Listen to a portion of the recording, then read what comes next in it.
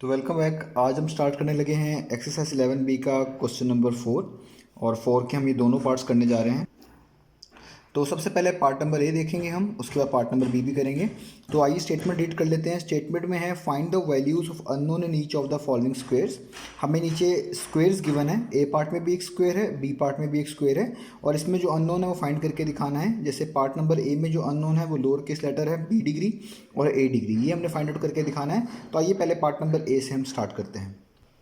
तो ये मैंने पार्ट नंबर ए की शेप बना ली है। मैं इस एक्सरसाइज में आपको बता चुका हूँ कि आप लोगों ने जो ये ज्योमेट्रिकल शेप्स हैं, स्क्वायर, ट्रायंगल्स, पैरेललोग्राम, इन सब का बारे में जो इन्फॉर्मेशन है गिवन है बुक के अंदर, इनकी प्रॉपर्टीज़ के बारे में, इनकी साइड्स, एंगल, डायगनल्स के बारे में, वो आपको अच्छे से पता होना चाहिए, क्योंकि उन्हीं प्रॉपर्टीज़ को यूज़ करते हुए हमने यहाँ पे जो चीज़ें अननोन है, जो चीज़ें हमें नहीं पता, वो हमने फाइंड आउट करके दिखानी है। तो यहाँ पे उन्होंने खुद से कह दिया है ये एक स्क्वायर है, उन्होंने बताया हुआ एक स्क्वायर है, तो आपको स्क्वायर की प्रॉपर्टीज़ याद होनी चाहिए। तो स्क्वायर की एक प्रॉपर्टी ये होती है कि इसकी सारी की सारी साइड्स क्या होती हैं, सेम होती हैं। इसमें सारी साइड्स क्या होती हैं, सेम होती हैं। इसको हम कहते हैं कि इसकी सारी साइड्स जो है ना वो क्या हैं, सेम है। स्क्वायर की एक और प्रॉपर्टी होती है, और वो प्रॉपर्टी होती है स्क्वायर की, ये मैं रफ से स्क्वायर बना रहा हूँ सिर्फ आपको समझाने के लिए शॉर्ट करके। स्क्वायर की एक प्रॉपर्टी ये होती है आपके पास, इसको थोड़ा सा ठीक कर लेते हैं।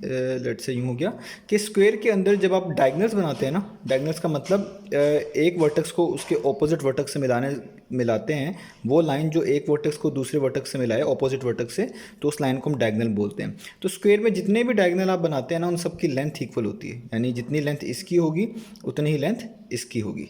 और दूसरी बात, ये डायगनल्स जहाँ पे कट करते हैं ना, वो होते हैं 90 डिग्री के। ठीक है, वो कहाँ पे कट करता है, 90 डिग्री पे कट करता है।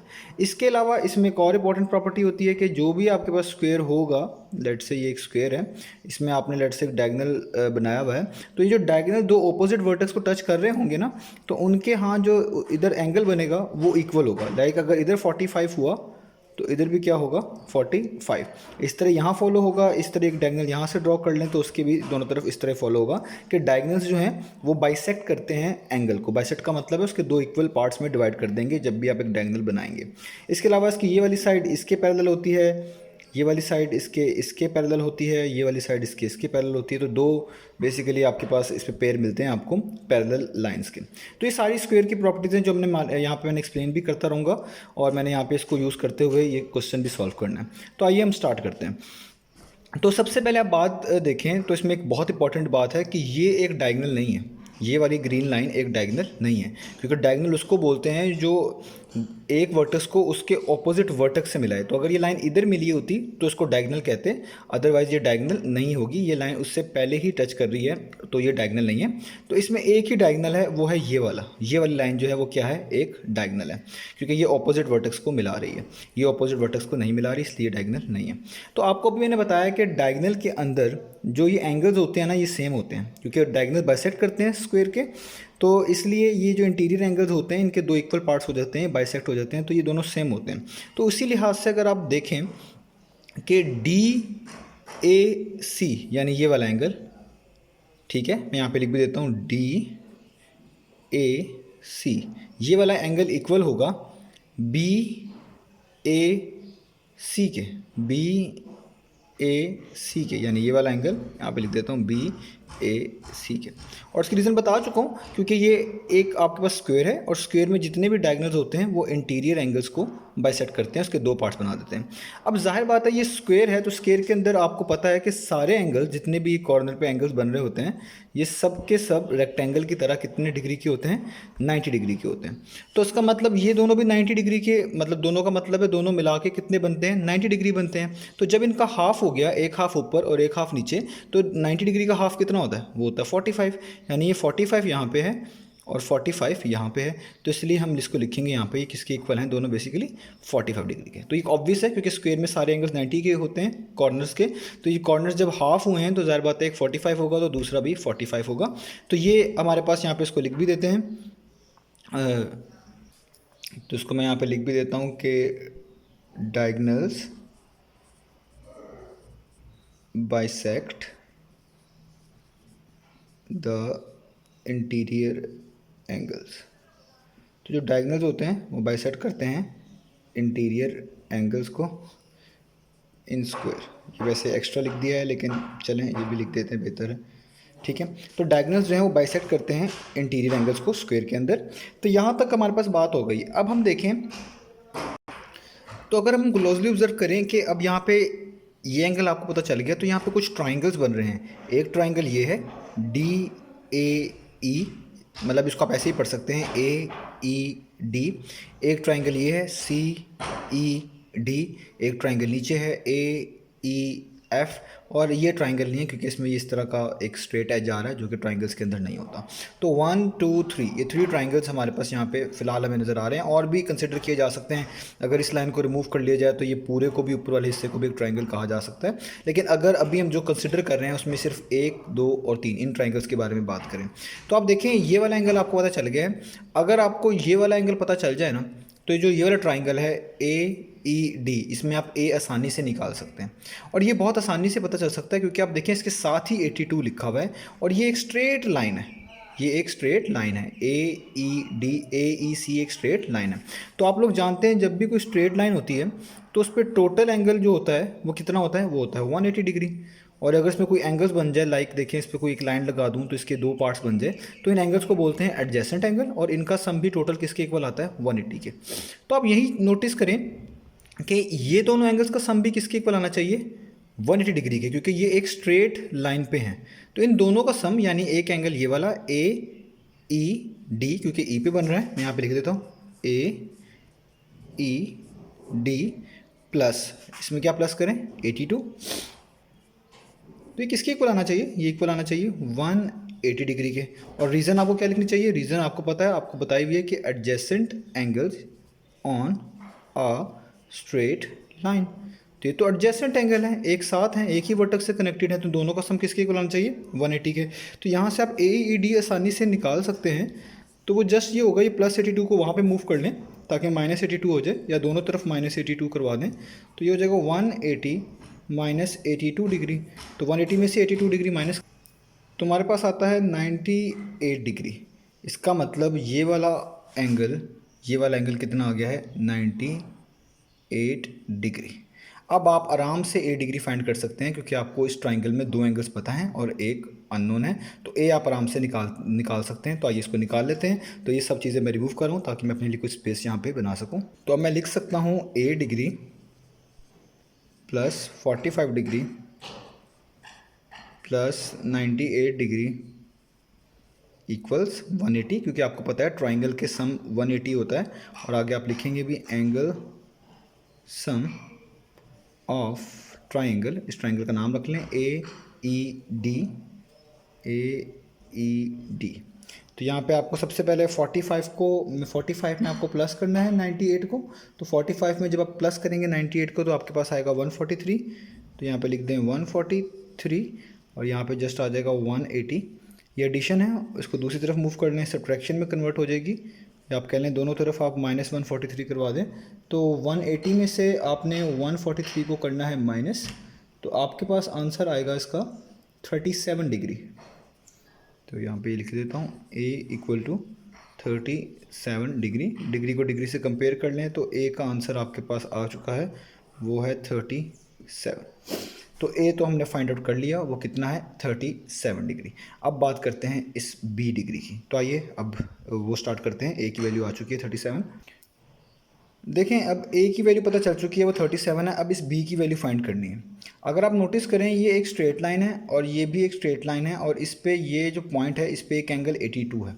मैंने आप लोगों को बताया हुआ है कि जब भी 2 स्ट्रेट लाइन इस तरह कट करें कि वो जिस पॉइंट पे कट कर रहे हैं वहाँ पे कोई एंगल बने, जो कि बनते हैं। जैसे एक एंगल यहाँ पे बनता है, एक एंगल यहाँ पे बनेगा, एक एंगल यहाँ पे बनेगा और एक एंगल यहाँ पे बनेगा। तो ये जो एंगल होता है ना, ये वाला एंगल इसके ऑपोजिट होता है और इसको बोलते हैं वर्टिकली ऑपोजिट एंगल। ये दोनों इक्वल होते हैं। लाइक अगर ये एंगल 1 है तो ये भी एंगल 1 होगा, दोनों सेम होंगे। अगर ये एंगल 2 है तो इसके सामने वाला जो कि वर्टिकली ऑपोजिट कहलाएगा ये भी एंगल 2 होगा। तो जब भी 2 लाइंस कट करती हैं तो ये एंगल्स बनते हैं जिनको हम वर्टिकल एंगल्स बोलते हैं, और ये आपस में इक्वल होते हैं, यानी ये अपने सामने वाले के इक्वल होगा और ये अपने सामने वाले के इक्वल होगा। इसी लिहाज से आप देखें कि यहाँ पर भी एक लाइन है और ये दूसरी लाइन है, ये यहाँ कट कर रही है। तो अगर ये 82 डिग्री है तो ये कितना होगा, ये उसके सामने है। तो इस प्रोसेस के थ्रू ये भी ई भी कितना होगा 82 डिग्री। इसका मतलब मैं यहाँ पे अगर थोड़ी देर के लिए लिख दूँ 82 डिग्री, क्योंकि ये कौन सा एंगल है, वर्टिकली ऑपोजिट एंगल है। तो मैं लिख सकता हूँ कि ए ई एफ बेसिकली कितना आएगा, 82 डिग्री। रीज़न है कि ये बेसिकली वर्टिकली ऑपोजिट एंगल्स हैं, ये तो वर्टिकली ऑपोजिट एंगल है। अब जब आपने 82 निकाल लिया, अब चीज़ें बहुत आसान हो चुकी हैं। अगर आप नोटिस करें, ये था AEF, यहाँ पे E लिखा हुआ था जिसकी जगह मैंने 82 लिखा है, और इसके बाहर एक एंगल लिखा हुआ B, और ये इसी लाइन के ऊपर है, यानी इसी लाइन को एक्सटेंड करें तो ये इसके ऊपर बन रहा है। तो ऐसे एंगल्स को कहलाते हैं एक्सटीरियर एंगल। ऐसा एंगल जो आपके पास ट्राइंगल में एक लाइन को एक्सटेंड कर रहे हो उसके ऊपर बन रहा हो, ये एक्सटीरियर एंगल कहलाता है। इसका मतलब ये 20 डिग्री हो गया है एक्सटीरियर एंगल। और आपको फॉर्मूला भूला नहीं होगा कि एक्सटीरियर एंगल इक्वल होता है ट्राइंगल का सम ऑफ ऑपोजिट इंटीरियर एंगल के। एक्सटीरियर एंगल आप लिख सकते हैं, यानी आप 20 डिग्री को लिख सकते हैं सम ऑफ ऑपोजिट इंटीरियर, जो अंदर इंटीरियर एंगल्स हैं उनके सम के इक्वल। तो आप इसको लिख सकते हैं 45 डिग्री प्लस 82 डिग्री। और इसके आगे आपको प्रॉपर्टी मेंशन करनी पड़ेगी कि ये एक्सटीरियर एंगल्स हैं ऑफ ट्राइंगल। किस ट्राइंगल के, इस ट्राइंगल का नाम रख लें AEF रख लें, या आप कह लें AFE रख लें, या आपकी अपनी चॉइस है, ठीक है। तो ये तो एक्सटीरियर एंगल है AFE ट्राइंगल के। तो अब आपने जस्ट यहाँ पे 20 डिग्री को फाइंड करना है, जो कि है 45, और 82 को आपने कर देना है प्लस। तो आपके पास इसका आंसर आ जाएगा 127 डिग्री, और डिग्री को डिग्री से कंपेयर करें तो V का आंसर आपके पास आ जाएगा 127। तो देखिए, हमने B की वैल्यू भी फाइंड आउट कर ली और A की वैल्यू भी फाइंड आउट कर ली। तो ये था हमारा इसका पार्ट नंबर A। तो ये है मेरे पास अब पार्ट नंबर B, उसकी फिगर आपके सामने है। अब इसको हमने सॉल्व करना है। तो इसमें जो आपको ये ग्रीन मार्कर से लिखे हुए नज़र आ रहे हैं, ये एंगल्स हमने फाइंड करके दिखाने हैं, C डिग्री और D डिग्री। तो देखिए, स्क्वायर की प्रॉपर्टीज़ मैं आपको बता चुका हूँ, वही प्रॉपर्टीज़ का यूज़ करते हुए हमने ये भी सॉल्व कर लेना है। तो आइए इसको स्टार्ट करते हैं। सबसे पहली बात आप देखें कि जो भी एंगल्स आपने फाइंड करने हैं, ये ऊपर एक ट्राइंगल्स के अंदर हैं। यानी एक ट्राइंगल तो ये है जिसमें ये दोनों C लिखे हुए हैं, और एक ट्राइंगल ये वाला है जिसमें ये D लिखा हुआ है। दूसरी बात इंपॉर्टेंट ये है कि इसमें दो डायगोनल्स कंप्लीट बने हुए हैं, एक ये डायगोनल है और एक ये डायगोनल है। तो पहले डायगोनल से स्टार्ट करते हैं। आपको पता है, मैंने आपको बताया था कि जब भी आपके पास स्क्वायर होगा तो उसमें जब आप डायगोनल ड्रॉ करेंगे तो उसके जो ये एंगल्स होंगे ये इक्वल होंगे। इसको कहते हैं आपके डायगोनल इन एंगल्स को, इंटीरियर एंगल्स को बाइसेक्ट कर रहा है, इक्वल पार्ट्स में डिवाइड कर रहा है। तो आप उसी तरह देखें, ये ए की लाइन जो है, ए से जो स्टार्ट हो रही है, ओरिजिनेट हो रही है और सी तक जा रही है, यानी एक डायगोनल, इसमें जितना एंगल यहाँ पे होना चाहिए उतना ही एंगल यहाँ पे होना चाहिए, क्योंकि ये एक इसी फिनोमेना के थ्रू इंटीरियर एंगल्स यहाँ पे भी बाइसेक्ट हो रहे हैं। तो आप लिख सकते हैं कि ये वाला एंगल यानी DCA, यानी ये वाला एंगल यहाँ पे मैं लिख देता हूँ DCA किसके इक्वल होना चाहिए, BCA के। आप इसको ऐसे भी लिख सकते हैं ACB के, ये दोनों का मतलब सेम ही है। तो ये दोनों एंगल्स इक्वल होने चाहिए, चाहे ये वाला एंगल हो ACB की सूरत में, चाहे ये वाला एंगल हो DCA के, यानी ये वाला एंगल हो इसकी सूरत में। और ये दोनों किसके इक्वल होंगे, ये होंगे 45 डिग्री के, क्योंकि आपको पता है स्क्वायर के जो कॉर्नर का एंगल होता है वो टोटल 90 का होता है। तो जब आप उसके दो इक्वल पार्ट्स करेंगे तो इसका मतलब है 90 को 2 से डिवाइड कर दें तो 45 आएगा। यानी यहाँ पे भी कितने आएगा 45, और यहाँ पे भी कितना आएगा 45। ये इसके दो इक्वल पार्ट्स हैं। और इसको हम क्या लिखेंगे कि डायगोनल्स बाइसेक्ट इंटीरियर एंगल्स कहलाते हैं इन स्क्वायर।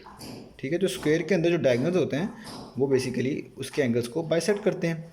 तो जब आप ये चीज़ लिख देंगे और आपके पास यहाँ पे 45 आ गया है, तो अब ये बहुत आसान है। अब ये एक ट्राइंगल बन चुका है FEC, या आप इसको ऐसे ही पढ़ सकते हैं CEF। ये आपकी अपनी चॉइसेस हैं, इसलिए मैं इसमें कभी कभार कुछ लिख देता हूँ, कभी कुछ लिख देता हूँ, तो आप इसको अपने लिहाज से पढ़ लिया करें। CEF पढ़ सकते हैं, FEC पढ़ सकते हैं, ECF पढ़ सकते हैं, जो आपको बेहतर लगे। तो यहाँ पे मैं इसको पढ़ रहा हूँ ECF।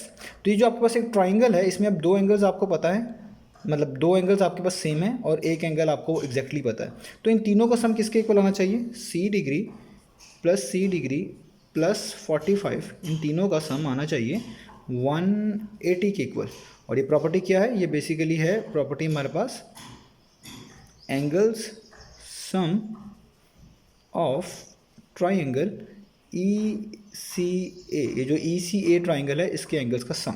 तो C प्लस C कितना हो जाएगा, 2C डिग्री प्लस 45 डिग्री, और यहाँ पे हो जाएगा 180। इसका मतलब है आपने जस्ट 180 में से 45 को माइनस कर देना है।